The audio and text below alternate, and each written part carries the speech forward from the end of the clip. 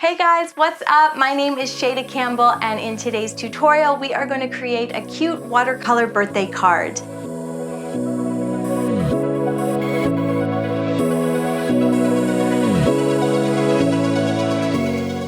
We are making a birthday card this month for the Watercolor Cards episode 3, and that's because this month is Chris's birthday, so I wanted to show a birthday card that you could use for just about anybody.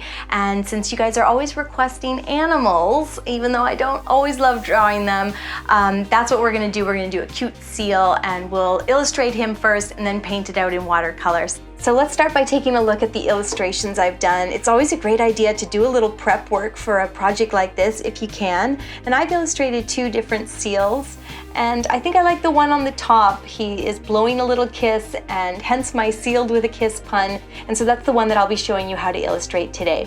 Now let's take a look at our supplies.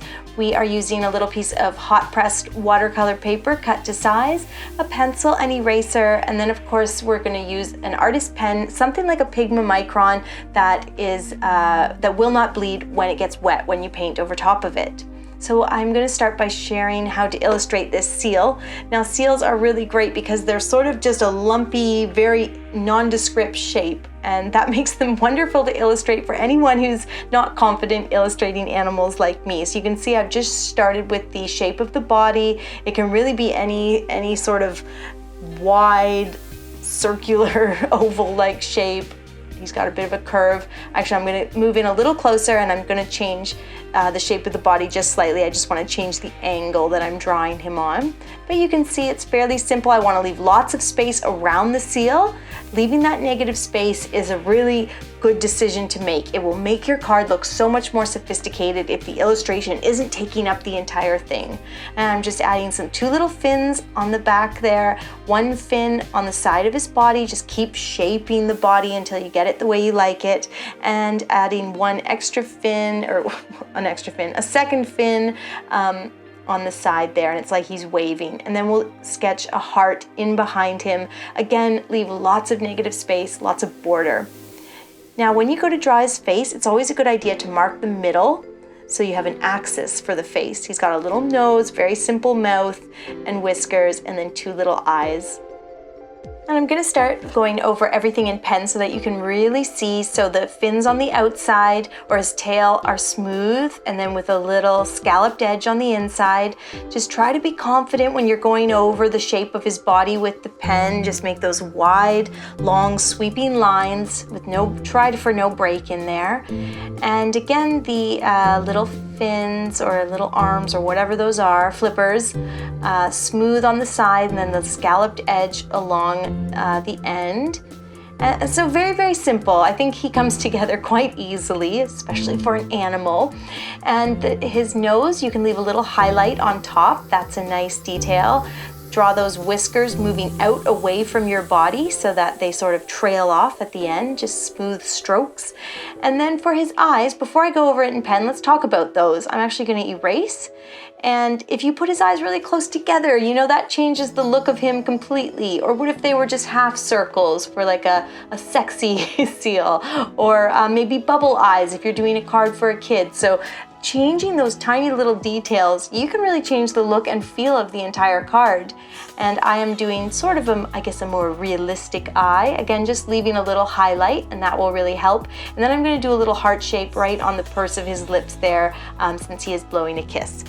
Then I am going to erase all the pencil marks, just leaving a light outline of that heart shape, and we will get to the watercolor painting in just a second.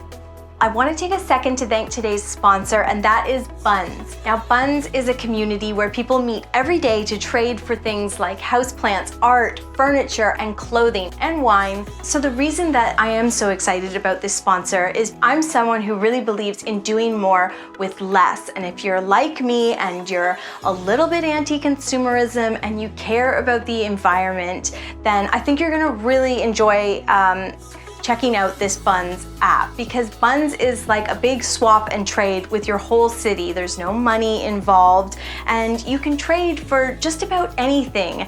Actually, my sister has been on Bunz and she trades everything. We're always like, where'd you get that? And actually this year she traded her Christmas tree. So she was going overseas for Christmas, so she didn't need the tree. So they actually got a bottle of wine and someone else got that tree. I am someone that is very important to me to have a beautiful wardrobe and have a beautiful home, but I will not, and I mean I will not, spend a lot of money doing that. I want to create that life for myself through the things that I have around me, and what more is around you than what is in your community. And Bunz is in every major Canadian city now, so you may have heard of Bunz before, but if you haven't seen the app, then you really haven't even gotten started, because the app is well designed, it's beautiful, and it's easy to use, and it makes trading really simple and fun. So if you would like to try Bunz, and I highly recommend that you do, make sure to click the link in the video description to get the app. Okay, so when it comes to the watercolor painting, I'm using all my usual supplies. I've got a couple small round brushes, one round, one filbert, 2 glasses of clean water, and a paper towel for blotting. And then I'm using my Sakura Koi set today. And I'm just mixing up a bit of brown and gray. And you can see how I've kind of kept them separate here so that I have a variance in color. So I want to make the seal a little bit speckly. So I've got some warm brown and some warm gray and some lighter gray, and they're all there ready for me on my palette. So when I begin to paint, I can reach for any of those shades of grayish brown.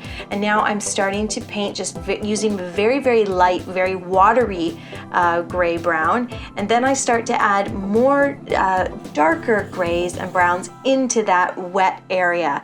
And that's how I'm going to get a nice speckly effect. So you can see me adding a bit of a darker brown there, just stippling it in, and it really bleeds out nicely and gives a nice natural look for this seal skin.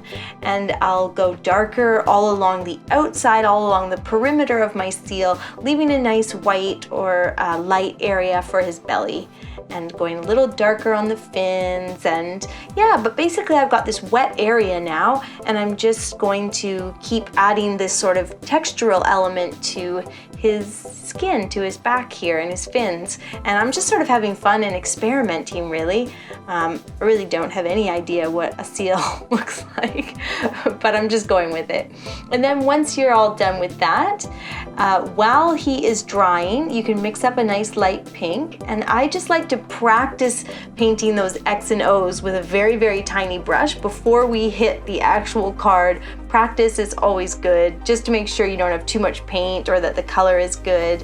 And then once you're ready, we're gonna go in here and just filling in that whole heart shape. You could also do this with a light pink marker. That would look cool as well. You don't have to do it in watercolor paint if you don't feel like you have the sort of brush control for that. I think it would look equally pretty in marker, and I'm just making sure that it looks like the X's and O's are in fact going sort of in behind the seal. Then once the heart is all filled in, you've let your seal dry. So now it's a good time to actually go back in, and you can do a little wet on dry painting. And this way you can also add those details to his body, and you just have a little more control because you know the paint is not going to bleed out at all. So if you want to add some little lines to his fins or more spotting and freckles on his body, this is the time to do it. And then just carefully, once the X's and O's have dried, erase that pencil line. And then if there's anywhere you want to put in an X and O right close to the edge, now is the time to do it, because you never want to paint over pencil because you can't erase it after. It'll be trapped in there.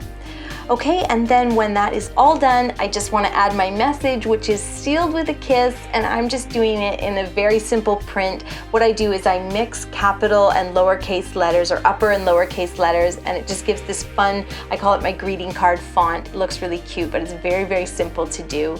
And that's it. I'll erase all the pencil, and my card is complete. Thank you so much for watching today. I hope you enjoyed the tutorial. I think the card turned out really sweet. It's a card that's perfect for birthdays and other occasions, and for adults and kids alike. Don't forget to hit that subscribe button, and I will see you soon with a new tutorial.